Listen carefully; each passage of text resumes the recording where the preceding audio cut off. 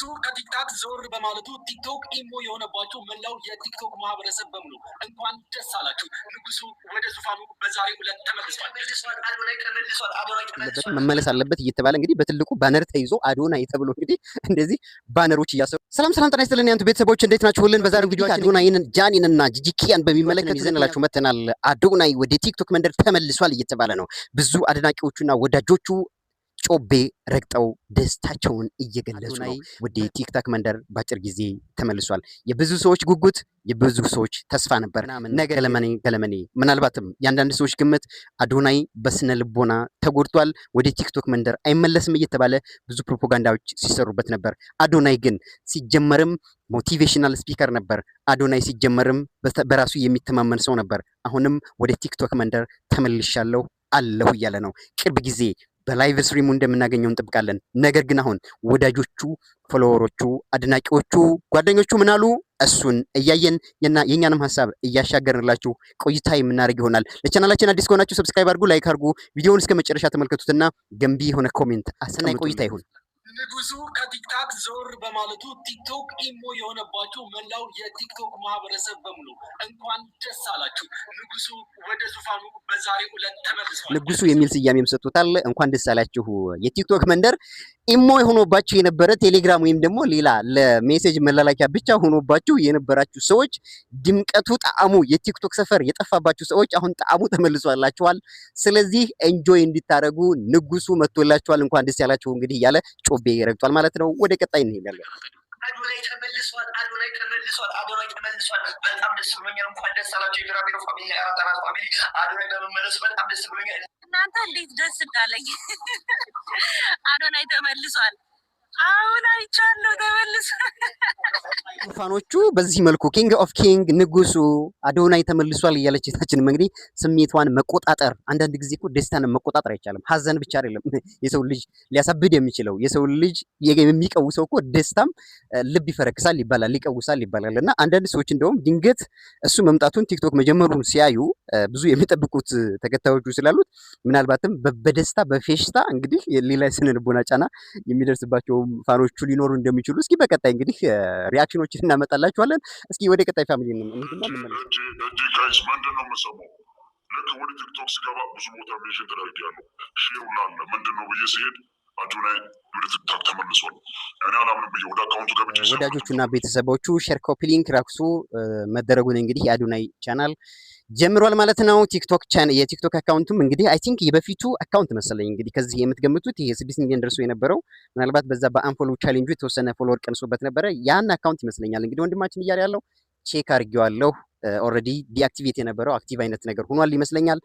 ለማንኛውም በጣም ደስ የሚል ሀሳብ ነው። እስኪ ቀጣይ ምን እናገኛለን ተከታትለን እንባባይ ሳይቀር ማለት ነው እንግዲህ በትልልቅ አስፋልቶች በሞሎች አካባቢ ሳይቀር እንግዲህ ይሄ ትልቅ ቲክቶከር መመለስ አለበት እየተባለ እንግዲህ በትልቁ ባነር ተይዞ አዶናይ ተብሎ እንግዲህ እንደዚህ ባነሮች እያሰሩ ወረቀቶችን በትልቅ ፕሪንት እየተሰራ እንግዲህ አደባባይ ላይም የተወጣለት ሰው ነው ማለት ነው። እንግዲህ ወጣቶች በዚህ መልኩ አዶናይ ብለው ባነር ይዘው እንግዲህ አደባባይ ላይ መገናኛ አካባቢ እንደዚህ ሲዞሩም የሚታዩበት አጋጣሚ ነበረ ማለት ነው። ስለዚህ አሁን ተመልሷል አዶናይ ወደ ቲክቶክ መንደር። ምን ተሰማችሁ? እንደዚህ ባነር አሰርታችሁ ኪንግ ኦፍ ኪንግ ብላችሁ ንጉሱ ብላችሁ መምጣቱን እኔ አላምንም ስትሉ የነበራችሁ፣ በሌላ በኩል ደግሞ አይመጣም አይመለስም አንፎሎ ቻሌንጅ ተሰርቶበታል በስነ ልቦና ተጎድቷል የሚሉም ደግሞ በሌላ ወገን እንዳሉ ይታወቃል። ስለዚህ ከሁለቱም ጎን የተሰማችሁን ደስታ የተሰማችሁን ሀዘን በመምጣቱ ቅር የተሰኛችሁ በመምጣቱ ደስ የተሰኛችሁ ወገኖች የአዶናይ ቤተሰቦች በኮሜንት ሴክሽን ላይ አሳውቁን ማለት ነው። ለማንኛውም በእንደዚህ አይነት ጮቤ ረገጣና በእንደዚህ አይነት የሚዲያ ጋጋታ አዶናይ መመለሱን ግን እንደዚህ መረጃዎች የቅርብ ጓደኞቹ እየሰሩ ይገኛሉ። በነገራችን ላይ ዝጋ አንድ ነገር ጠንከር አድርገን መናገር የምንፈልገው አዶናይ ሞቲቬሽናል ስፒከር እንደነበረ እናውቃለን። አንዳንዴ አሁንም ሞቲቬሽናል ስፒከር ነው፣ ወጣቶችን ያነሳሳል። ራሳችሁን ቀይሮ ራሳችንን እንውደድ፣ ራሳችንን ከፍ እናርግ የሚል አይነት ሞቲቬሽናል ስፒከር ነው። የስድስት ልጆች ኃላፊነት ወስዶ የሚያሳድግ ሰው ነው። ስለዚህ እነዚህ 6 ልጆች ፕላስ ራሱ ሌላም ቤተሰቡ በሱ የኢኮኖሚ ጥገኝነት ላይ ጥገኛ ያደረገ ነው ማለት ነው።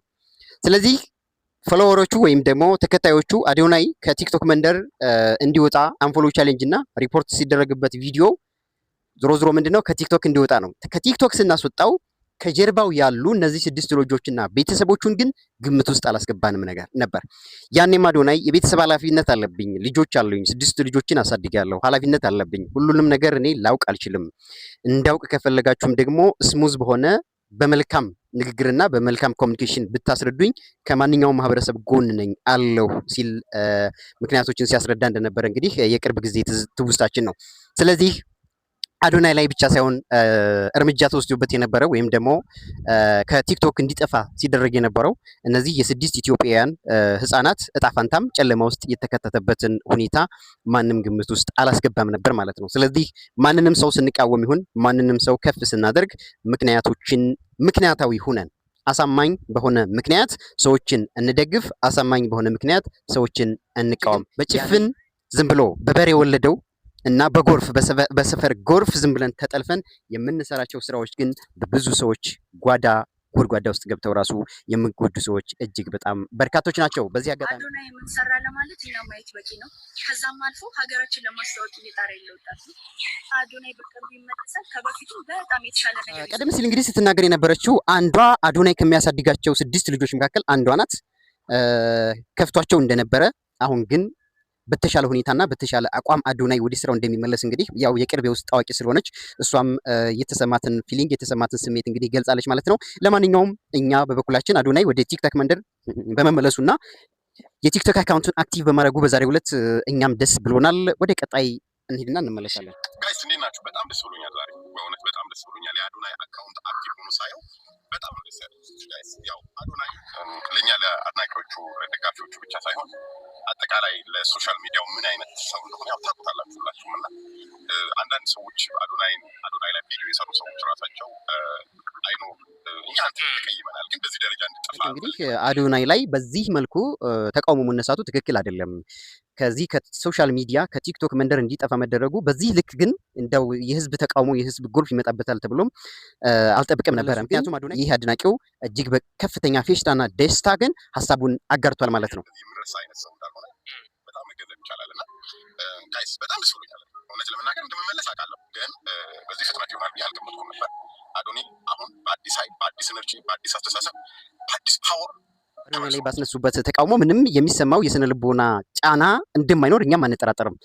በኮንፊደንስ እንደሚሰራ በራሱ እንደሚተማመን እኛም እናውቃለን። ለሌሎችም ከዛም አልፎ ነው አንድ ሰው ለሌላ ሰው ተምሳሌት ሊሆን የሚችለው ወይም ደግሞ ለሌላ ሰው አርአያ ሊሆን የሚችለው ሲጀመር ራሱ ብቁ ነው ወይ፣ ራሱ የበቃ ነው ወይ፣ በራሱ የሚተማመን ነው ወይ የሚለውን ነገር መጀመሪያ ራሱን ቴስት አድርጎ ሲወጣ ነው ሶሻል ሚዲያ ላይ የሚሆን ሌላ ነገር ላይ ብቁ ሊሆን የሚችለው። ስለዚህ አዶናይ ደግሞ ከዛም አልፎ በራሱ የሚተማመን መምጣቱ አንዱ አድናቂው እንግዲህ ቀደም ሲል ሲናገር የነበረው ወንድማችን በከፍተኛ ደስታ ሲገልጽና ጮቤ ሲረግጥ የነበረበትን ሂደት አይተናል ማለት ነው። ወደ ቀጣይ እንሄዳለን።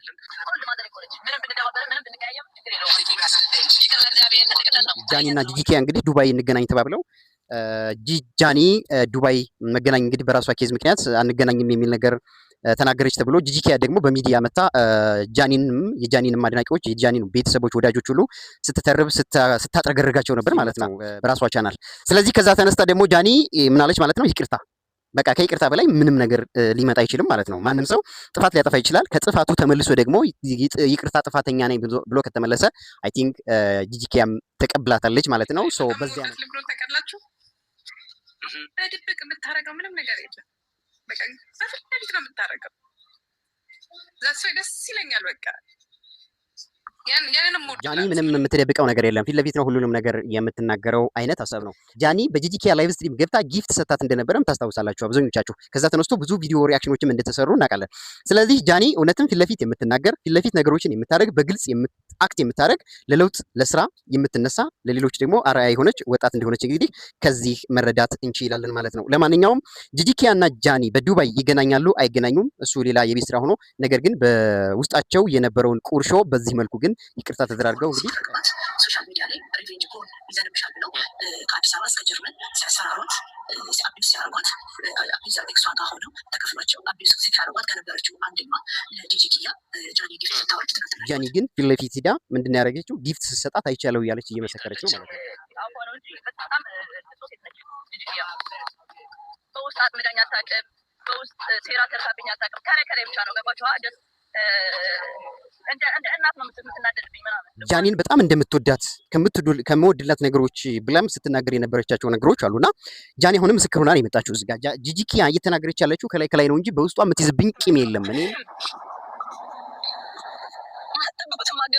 ማትገመት ሰውን ጃኒ ጊፍት አልፈልግም ማለች ማትገመት ሰውን አዲስ አበባ ላይ ደስታን ተካፈሉ ብላ ጮቤ ያስረገጠችውን ሁኔታ እናውቃለን።